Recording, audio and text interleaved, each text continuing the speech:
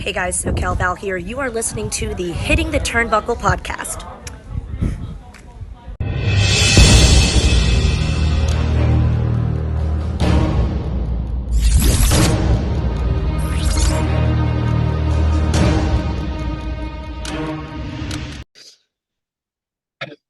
Welcome everybody back to the Hitting the Turnbuckle channel. We are reviewing AEW Dynamite a little bit later than usual this week, but it's got us plenty of talking to do, and I'm sick and tired of talking to myself. So I brought our boy back in a very cold house in the Midlands, Mr. Dave Robinson. How are you doing, mate?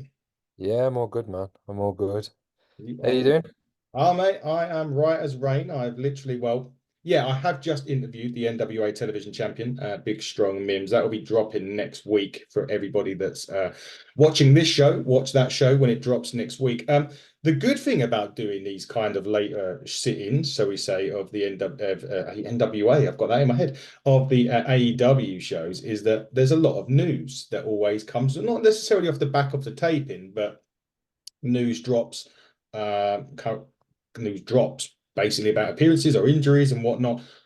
And we need to talk to him because there's a lot of them have AEW implications. And the first one that broke actually this morning, Friday, we record this Friday night, this broke this morning, was that Okada New Japan have confirmed that Okada is leaving the promotion at the end of January when his contract is up. Now, there is strong rumors of both interest of AEW and WWE. He's also coincidentally going to be on TNA next week with the Motor City Machine Guns. Watch my review on this channel. I was already gone out, guys, so make sure you watch that as well. But Dave, interesting development with that, leaving at New Japan.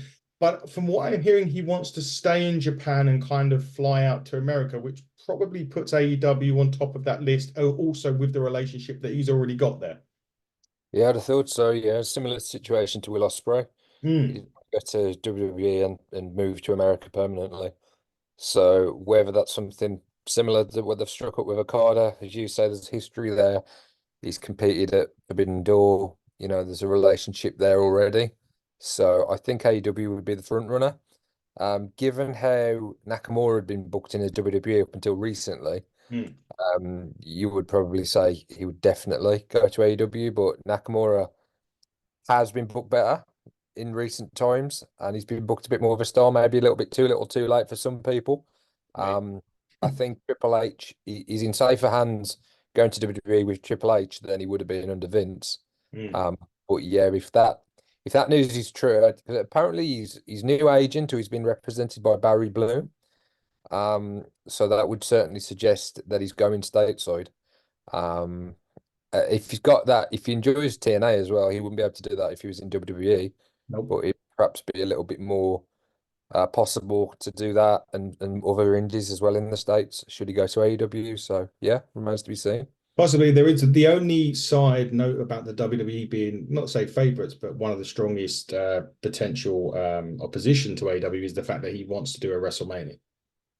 Okay. So we don't know. Nobody knows what's going on. We'll find out, obviously, coming a year from now. It could possibly happen that on the same Dynamite, Will Ospreay and Okada debut at the same time.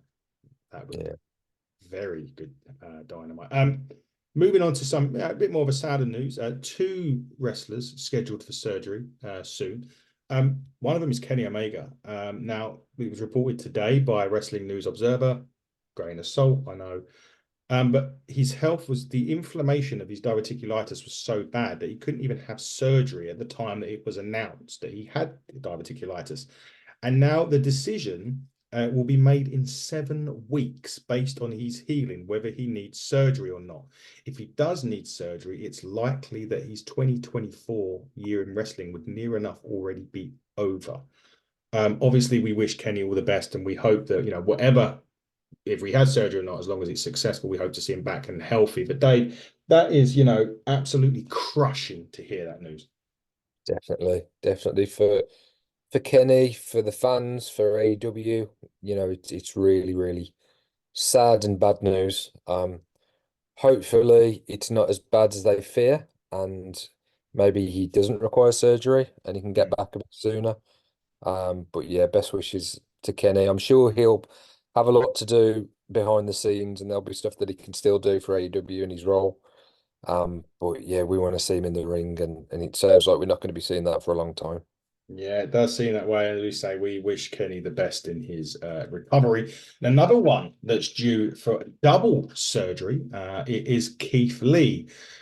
Obviously, that come out before his match with Swerve got cancelled at the pay-per-view that he needed surgery.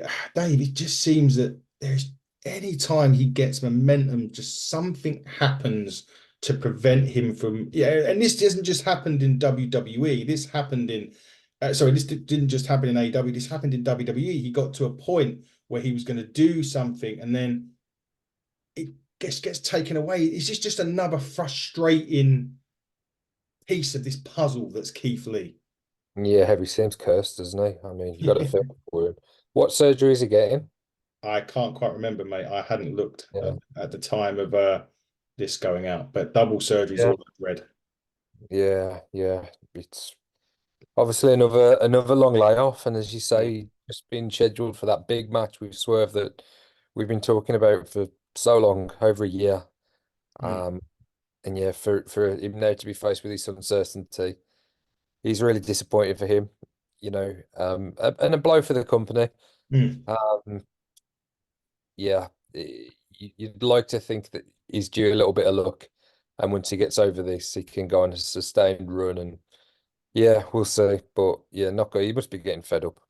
Yeah. And again, we wish Keith Lee the best in his surgery and hope that he can come back and just get a break because that is not a literal break. He's probably had enough of those, but as in a good Yeah, luck break of good luck because he needs that. Just sliding away from AEW, just very briefly, it has been announced. And for those of you, I know this is AEW and people get annoyed if I talk about WWE for too much, but there is some quite big breaking news from the WWE this evening. And for those of you that didn't see the match on Raw, because it was heavily talked about with Jinder Mahal and the Hook and Samoa Joe think got brought into this. Seth Rollins suffered an injury during that match on Raw, and on Monday he's going to be discussing his future after that. Now, usually what that means is he's relinquishing the title. yeah, But obviously, because we're probably not going to get a chance to talk about WWE before Monday, Dave, and with you. Um, Bad one by the sounds of it. Again, Seth seems to get to that point when he's rolling with a title and another injury hits, but that is massive with big implications due to what was going to happen in the next few months, as what we would be reading anyway. yeah. I mean, it's a huge blow for the company. Mm, Huge blow for Seth. Surely as well it plays into WrestleMania plans, Royal Rumble plans. mhm, This might sound a little bit I don't know, a backwards way of thinking, but it may do WWE a favor in some respects because I mean you look at the potential matches and the potential card. I don't see we spoke about this previously a couple of weeks ago. yeah. I don't see how all the pieces fit together. Mm, Um, and for Seth not to be in a main event or to drop the top just before WrestleMania would I don't know that wouldn't be ideal really. Wouldn't really want that. He's been the workhorse, champion. mm, He's had such a great past 12 months or so. For yeah. him to lose the title, for it to be then up in the match not involving him, you would have to feel for him. So maybe that's taken out of his hands. I see any kind of, I don't know, is that a positive? I don't think it is. I'm sure we'd rather Seth Rollins be fit and healthy and play some part in WrestleMania, whether he's the champion or not. Um, but yeah, it remains to be seen. There's no chance that any of this is storyline. It's legitimate injury from what we understand. It is a legitimate injury. Whether or not it's legitimate enough for him to drop the title is another thing. It could be that he's got, Yeah. that's the thing that we don't know. But the injury, from what we hear, is legitimate enough. From what I read, he could walk on it backstage with a noticeable limp. So I don't, that. Knee then. But again, it could be something that until we had the scans this week that they didn't know the severity of it. So we don't know. But it's not gonna, it's not a fake injury, if you know what I mean. Is it the same knee or leg that he injured previously a few I years ago? don't know. If it's I've a got reoccurrence of that, then you wouldn't imagine it will be risked, and yeah, you won't see him competing for a little while. So yeah. yeah, we'll see what he says. I imagine he'll be in the ring on on Raw on Monday to kind of bring everyone up to speed, and hopefully he's not relinquishing the title, but it doesn't look good. No, it doesn't look good. And again, we send our best wishes to Seth, and hopefully the injury, isn't as serious enough that he has to drop. Let's talk about some good news, shall we? Because we've literally been on here a little bit for the last bit of time with some bad news. Two new AEW signings. Yes, I know we're hearing a lot of AEW signings this week. Finally, although he hasn't got the graphic yet because we don't, the reports are they don't know if it's a part-time or a full-time contract. But finally, Brian Keefe, the bounty hunter, is all elite in one way or another. Thank fuck for that, Dave. Yeah, yeah, well deserved. He's had some great matches. He's made a great impact, and he had a lot of admirers there already. But he's gone in, they've given him the ball, and he's ran with it. He's put some real great performances in. Really, really popular with the crowd as well. We've seen him Yeah. in some singles matches, we've seen him in some tag matches, we've seen him in Ring of Honor as well, and probably doing his best work there. And it's great news that AEW have managed to tie him down to some kind of deal, some kind of contract. Yeah, it's really good. He so deserves it as well. He's been, as you say, he's been so impressive Yeah. with his performances and what he's done. The other name that has been signed, and this one kind of took me, well, not to say from left field, because I know he's been around, he's been on TNA, and I know he has been a little bit on AEW. Black Taurus has signed. He's now all elite. Another interesting one to throw in the mix there, Dave. Yeah, we've seen him in AEW before. Had a Mhm. great match. I don't know if it was Commander or Vikingo. Oh, I don't yeah. remember it. It was an excellent match. The only thing that I read on that is that he may have to change his name. Uh, Oh. yeah, yeah, some dispute or a Triple R own the name. Hmm. So if he's going there on a permanent basis, then they wouldn't allow him to use it. So yeah, we might see him rebranded or renamed. You would imagine he'll keep the look. Hmm. Um, but yeah, it might be under a new name. But yeah, again, another great signing for AEW. The Luchadors are something that fans and I love. One of the things I really love about the company and some of the matches and some of the feats of some of the things that we see them do. I've been watching wrestling for forever, 30 years, 25 years, and Yeah. some of the stuff that they've done in the past year since being more prominent within the promotion with the likes of Bandido, Commander, Vikingo. Yeah, I've never seen some of these moves. Yeah. So yeah, Black Taurus being there, bit of a powerhouse as well, a little bit of a different yeah, a different look, a different array of moves, a different, feel to him. Yeah, I'm looking forward to some of the matches that he's going to have, and yeah, sooner rather than later, hopefully. Yeah, me too. Looking forward to that. So big week in AEW, but let's finally get on and talk some Dynamite, Dave.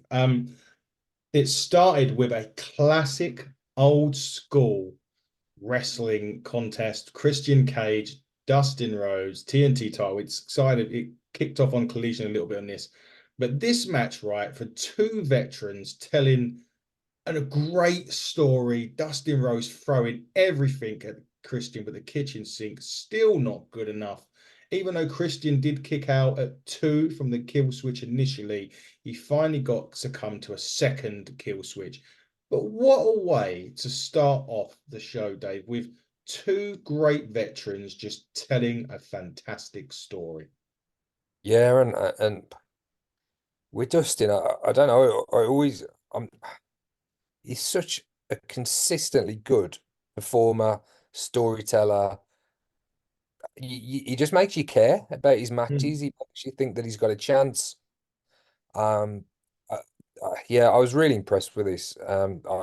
I loved on the outside as well that Canadian Destroyer did on Nick Wayne. Yeah, That was insane, and I loved Luchasaurus's or Kill Switch's ominous presence at ringside as well. Didn't really get involved, no, but he was there. We still don't know how that's going to play out.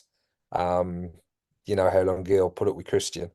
But this was a great match, a great defense, and it was a really good Dynamite.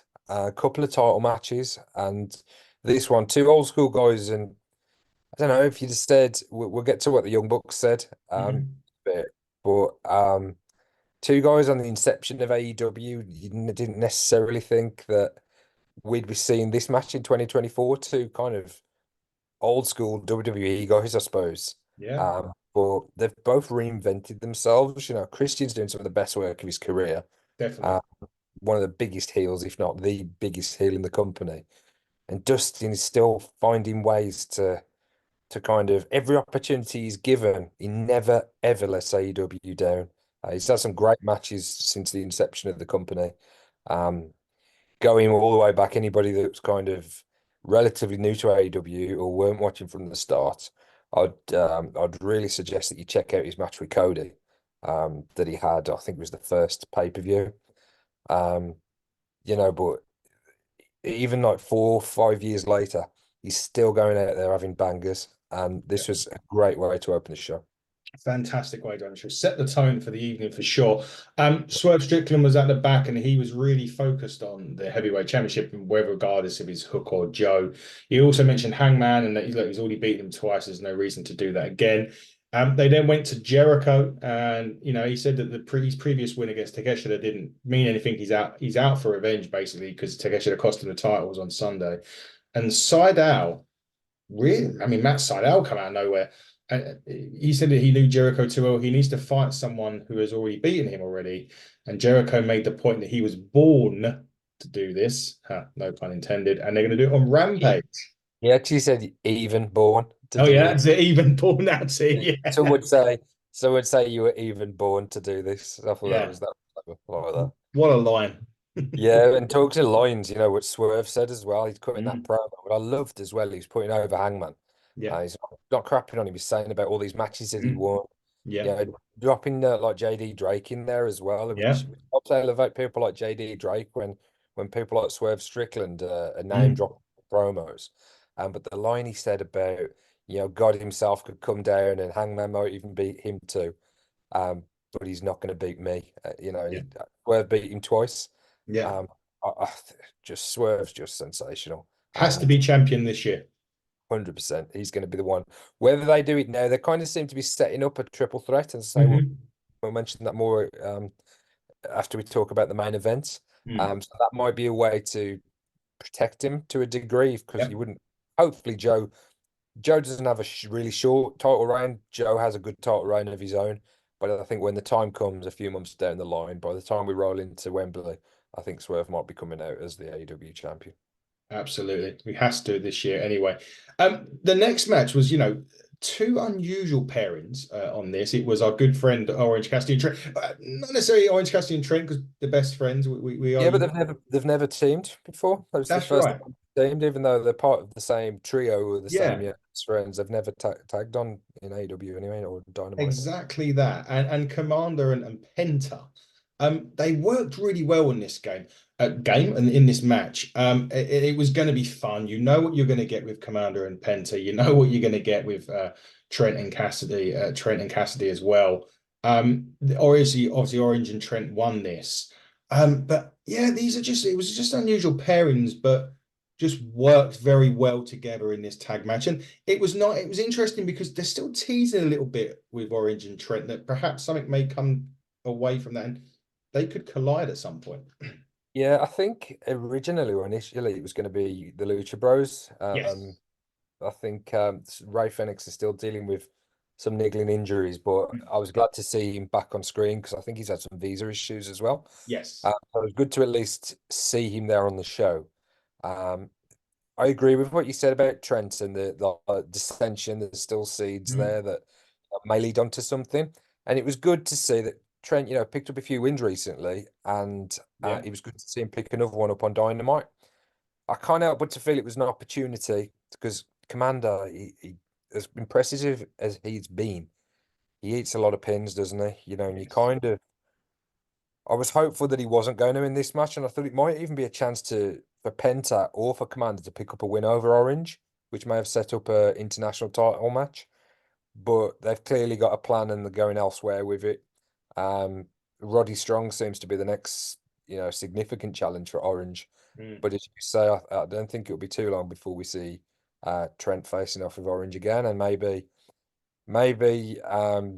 a bit of a personality change for Trent as well, like a slow burn.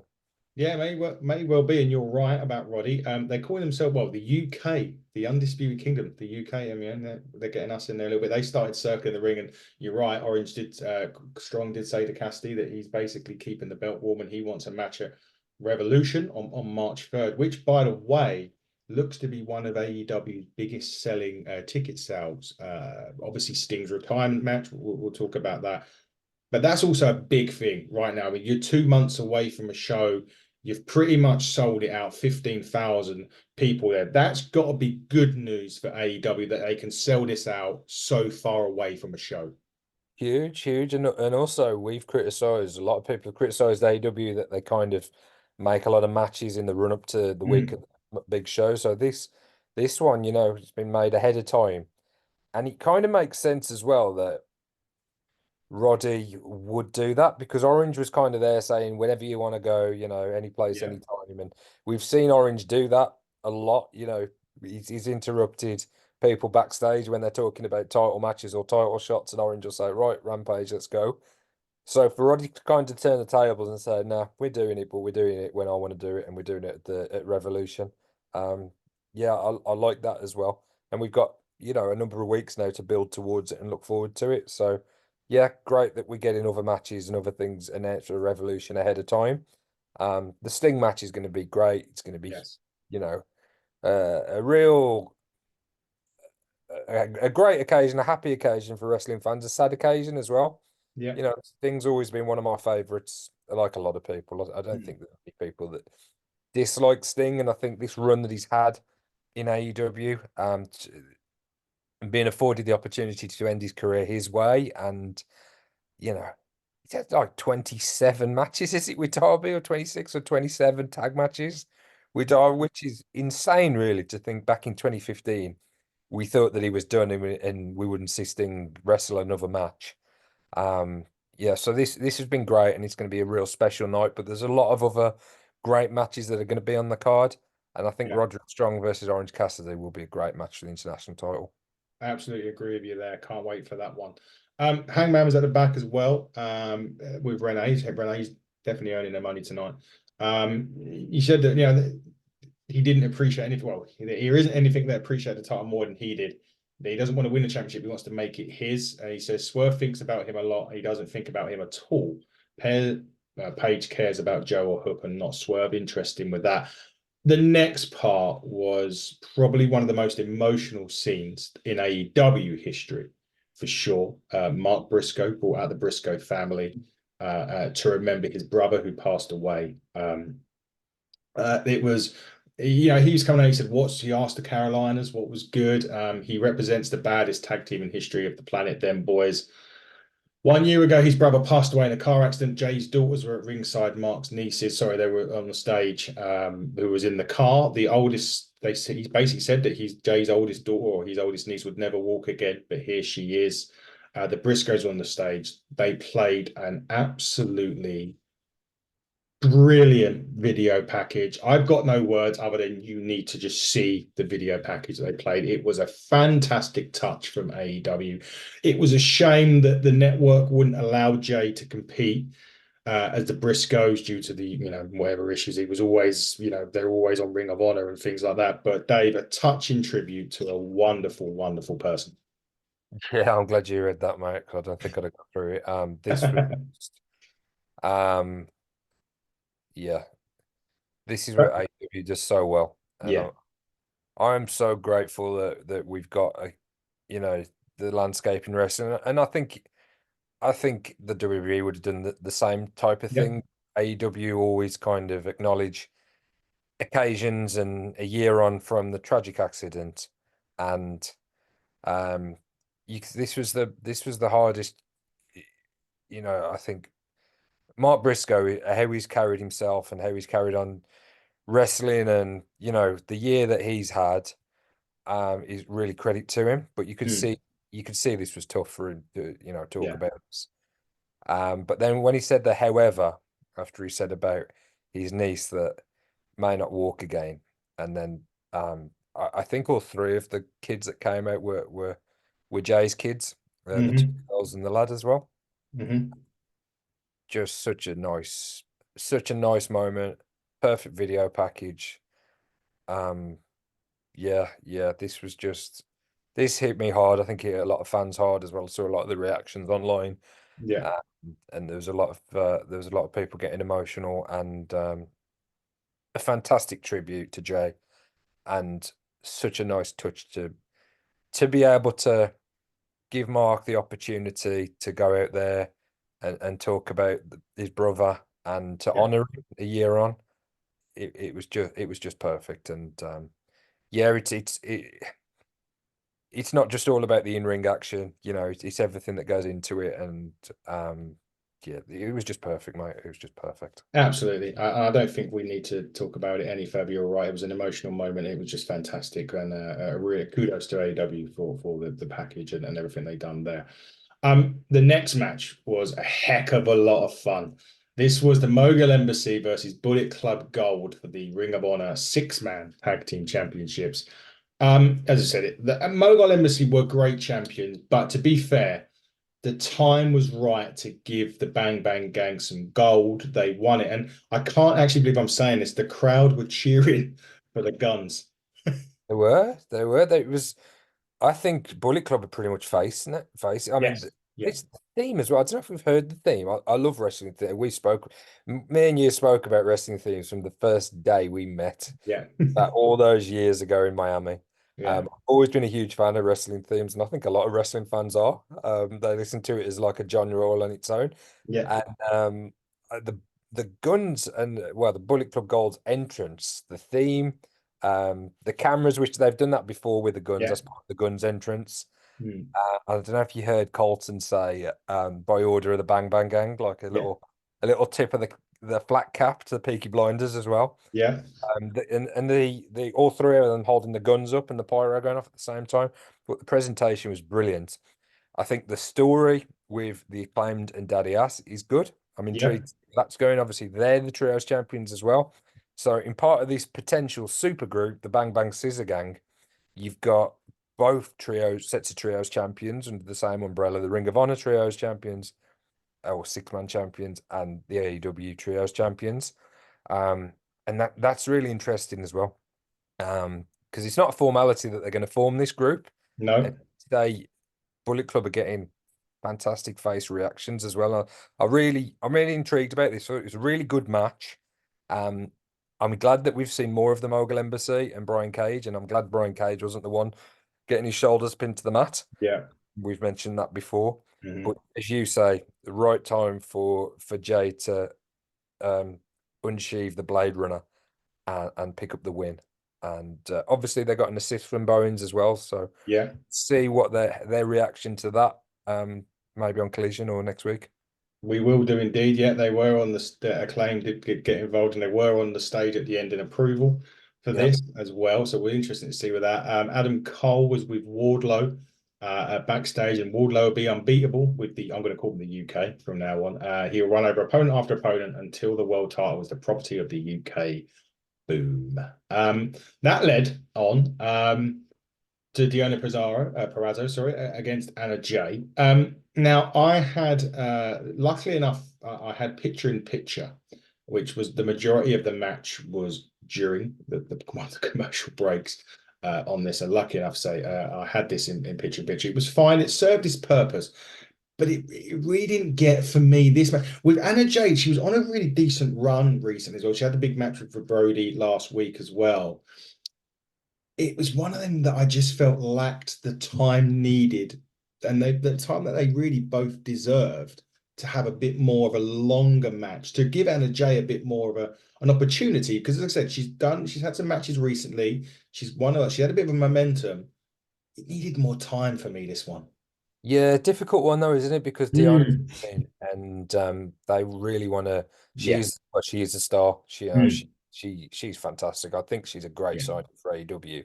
absolutely. So I suppose they did want her to win fairly comprehensively. Mhm.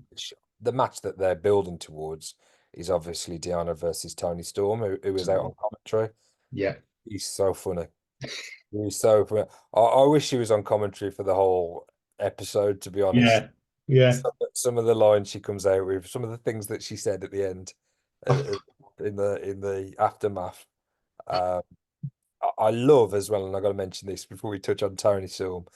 Deonna's finisher, Oh, it's the brilliant. Milo, which obviously it's that famous statue as well that Mm. we've, that, you know, I think it's in like a Greek statue, isn't it? The one with no arms. Yeah. Perfect move for a perfect name, and I think Deonna adds something new to the women's division. And I think she's going to be a big star for AEW in the coming years. She will be, and who knows, she may not be alone in the acquisition point. Big talking point actually was backstage at AEW. We hear that the former longest reigning NWA Women's Champion, Camille, the Brick House, was backstage. You may not know very much about her, Dave. I know Oh, it. she was at AEW. I thought she'd signed for NXT. I thought that as well, but apparently she was backstage. I don't know. Again, that was not from my mouth, from the mouth of the internet, the Tinterweb, and the dirt sheet. She was backstage. I don't think it's been agreed that she's at NXT yet. That's the thing. Brilliant if they get it. And just by the way, sorry to just cut some more breaking news. We were talking Seth Rollins. Apologies. We're moving off of AW, but apparently he's torn. He's got a torn MCL and a partially torn meniscus. That's it then. That's the title. That's the title relinquished, mate. There's no way you can wrestle on that. Exactly. So just Even again, if it's the same leg as well, possibly. I'm not sure. yeah, I don't know, but Even if it's not, that's not something you can work through. no. So uh, again, apologies for breaking away, but I do read the Tinterweb as we're on these shows, just in case news like this or wrestling news breaks that we need to discuss. And I did feel the need to say that, and it looks as though Monday is going to be title relinquishment day again for Seth. So we'll wait and see. Though we don't want to do that. But yeah, Camille, going back, Camille. For those of you that don't know, she's a brick house for a reason.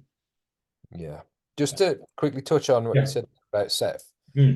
I know we're reviewing Dynamite, but interesting to see what happens on Raw and whether they can set something up because, there's that dissension with Punk and stuff. Imagine if Seth's cutting a promo and relinquishes the title, and it's quite an emotional promo, and then Punk's music hits and he kind of disturbs him. And I think there is definitely an opportunity there to still build on the story, although they might have to wait a little while to pay it off. Yeah, Punk and Cody are due to face off face to face on Monday night. Could do the Seth Rollins. They could do a priest cash in on Seth. That is a possibility. Just a bit of a transitional, let's think. Yeah, he could start cutting a promo and say that he's gonna fight through the pain and he's gonna defend the title and he's a fighting champion, and then as you say, he cashes in and they do something around Mhm. the injury Yeah, that something as well. So yeah, yes, it'd be an interesting situation on Raw. indeed. We'll wait and see. But going back to Camille, Yeah, yeah, she was the NWA champion for around 830 odd days. So yeah, she's a very, very good addition. If she signs, nothing's come out yet. But she has just moved to Florida, which I thought was kind of fitting because like you, I thought she'd gone to NXT. yeah. For the performance centers, isn't it? It is indeed. We don't know, but interesting development. We don't know who she signed for, but she will be a massive asset wherever she goes. She is a brick house for a reason. She is a fantastic worker. So it'd be interesting to see where she does end up. You text me today, and we're going to head off to the next match, which was two of, I would say, these guys were originals really in AEW, and it's great that since they've hit the reset button, we've had people have come back from injuries. Top Flight and Private Party were the next two. It was a fun match. You can tell that they were just finding their legs, or in your case, wondering what Mark Quinn had been eating in this. The action was good for a lot of it. It was a little bit spotty in areas, and I'm not going to criticize too much. I do like the idea of Private Party being heels though in this. They did pick up the victory, but yeah, good to see the old school AEW guys back. Yeah, yeah. I don't want to kind of body shame or fat shame Mark Quinn. He was wearing a t-shirt, wasn't he? Which is always Yes. indicative of a wrestler that's kind of on the way back after an injury layoff, and they're not quite in the shape that they want to be before they take the top off in front of a worldwide audience. Yes. Totally understand. I'm not in the greatest shape of myself at the minute, so I'm certainly not going to start throwing shade at Mark Quinn. He's been out for a long time, but I think even having a good level of physical fitness, Hmm. it's different when you're getting back in the ring and having these kind of high octane matches. And I mean, he was still doing his dives. He did a 450 off the top. Yeah. They still pulled off a gin and juice just about, which did look a Dustin. little bit clunky. It looked a bit rusty, Hmm. didn't it? But great to see him back in the ring. Great to see Private Party back. And this match built it, as I say, it was a bit slow to begin with, and they were finding their feet, like you're quite Yeah. right to say.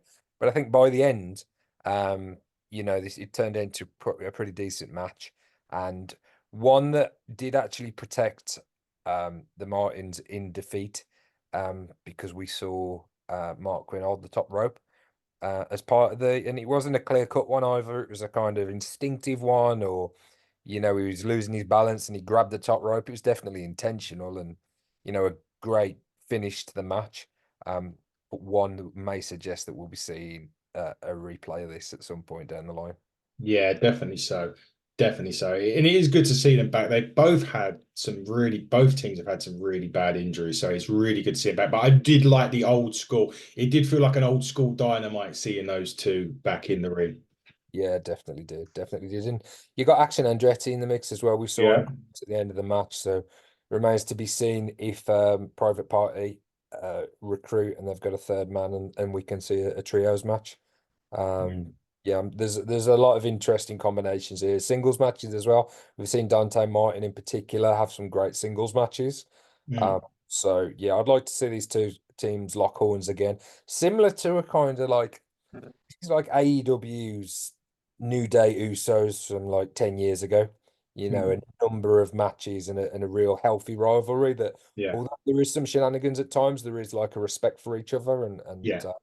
yeah, this is like the perfect rivalry for these two teams. Certainly is. Again, just breaking away some more news. Jesus, it seems to be news day while we're doing. Daniel Garcia has confirmed that his contract is up this year with AEW. I think I, th- I think Tony Khan will be making him a pretty tempting offer to stay because Daniel Garcia has been phenomenal in his He's whole run in AEW, but particularly of late. His transition from is he a wrestler, is he a sports entertainer, which he's still playing out really. Yeah, it still is. Yeah. So there's a lot of great matches and potential and stories for Daniel Garcia. I don't know how old he is, but he's early 20s. Yeah. Um, yeah, I cannot imagine that Tony Khan would let Daniel Garcia slip through his fingers. No. I'm be signing him down to a significantly better deal than the one he signed initially. Yeah, and I think he's right to stay where he is as well, to be quite honest. I don't think he fits I'm not saying I'm not ruling out TNA by any stretch of the imagination. I just don't think that you know, he fits WWE. I couldn't see it. No, I think AEW and New Japan, um, the Continental Classics, the G1s, the Forbidden Doors. I think Daniel Garcia is a perfect fit for all of that. So I can't imagine that he'll be going anywhere at any point this year. No. Maybe wrong, but that's my gut feel. Yeah, I fully agree with you. Fully agree. Now, we mentioned this match was set last week. It was Samoa Joe versus Hook for the AEW World Heavyweight Championship. Now, the what AEW needed to do, and it was book Hook strong and don't make him lose stupidly. They done that perfectly well in this match. My only criticism with it Yeah, is one, and yeah, you probably know where I'm going to get with this. I like protected finishers, and I don't like wrestlers kicking out of one. finishes at one. Yeah, I knew you were gonna. He did. Yeah, Hook kicked out of the muscle buster at one. Yes, he ended up passing out to the cookie clutch. And then he asked Joe if he'd finished, and Joe come back and beat him up some more. And then he still got up and said, "Is that it?" And Joe was like, "Yeah." And then Hangman was there, Swerve was there.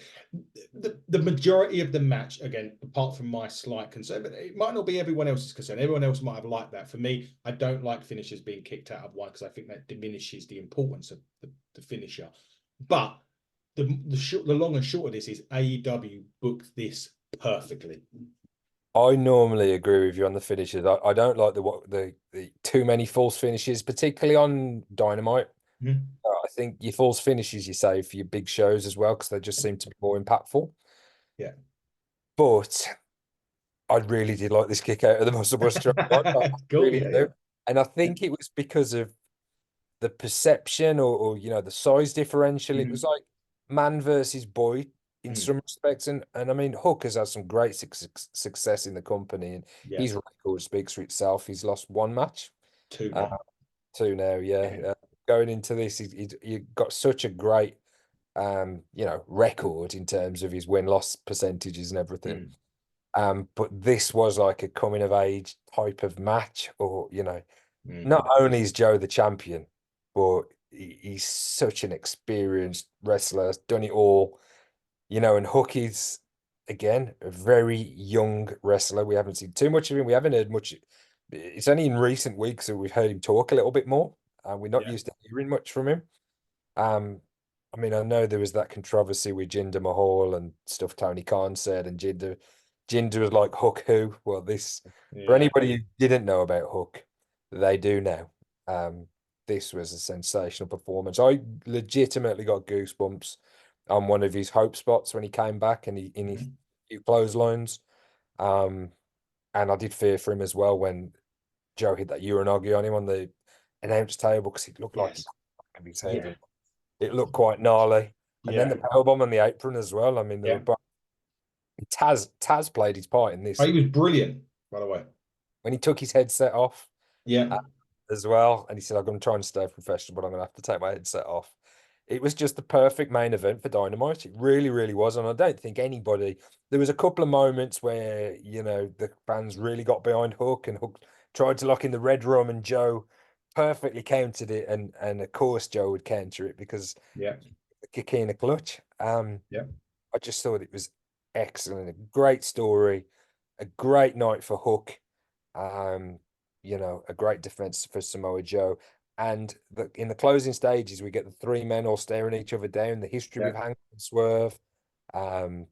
Joe walking off down the top, looking a little bit concerned. Hmm. So it's shaping up. It might be a triple threat. Which there's more jeopardy for him in terms of losing his title. Really, really great way to close the show, and an excellent addition of Dynamite. And I've got to go over an 8.5 this week, mate. I will agree with you. It doesn't get show of the week for me. Currently, that is Impact Wrestling. If you listen to my review, everyone, I gave it a 9.5 out of 10. Very rare for me to go that high, but it hit a lot of spots this week. But yeah, I was in the 8.5, 8.75 for Dynamite. Again, for me personally, I don't like the one kick out. I know you articulated it very well why you did. And I get that. I appreciate that. And that's the beauty of us. We can have these opinions. We can tell us why we don't and do like things. And it's out. This is where you see, guys, there's no need for tribalism in wrestling. Just because I didn't like something and he did doesn't make me hate him or him hate me. It's what you call two people having a respectful opinion and a respectful disagreement about something which they did or didn't like. Yeah, I just think sometimes they could do stuff like that and it loses its impact. But Yeah. I just thought it surprised me as well. Yeah. When you see a muscle buster, generally it's over. Not many people kick out of it.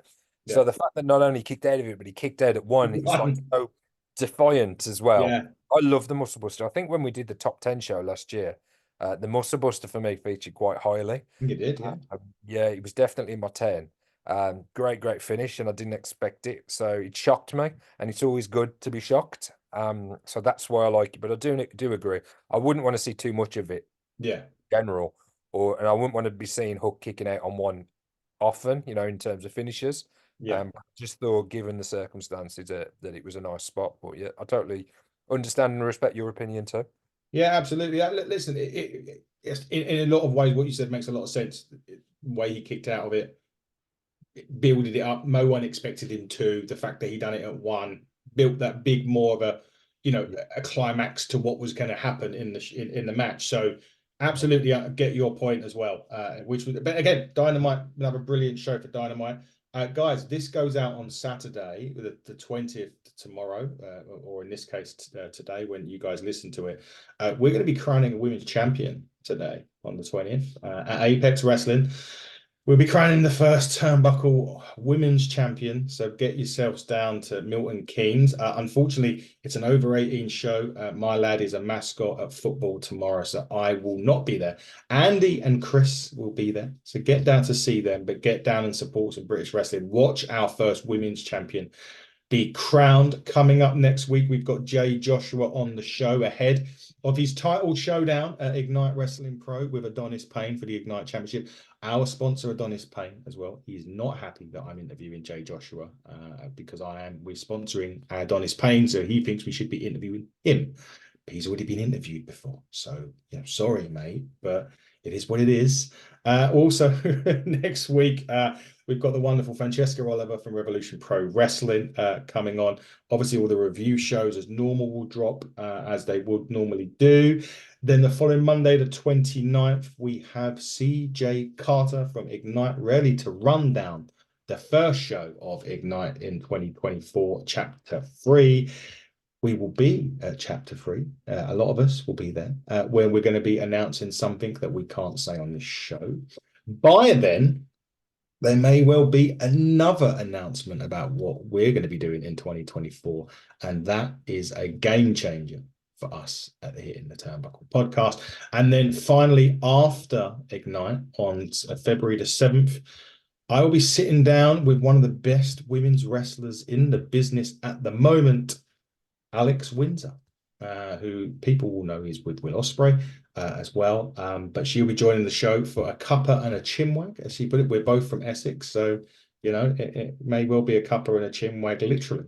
But we're looking forward to that. Dave, it's been wonderful talking some AEW with you, my friend. Obviously, there's Collision this weekend as well, which we will look forward to, and that we'll also be reviewing that at some point. And we'll be heading into the Royal Rumble as well next weekend. My favorite pay-per-view of the year will be on. But guys, this has been the Hitting the Turnbuckle podcast. And as always, as it's an AEW show, Mr. Robinson, the exit falls on you, my friend. Cascade away. Time to bid you all adieu, goodbye, mwah, and good night. Bang. And stay safe and keep warm, everybody in the UK and the States.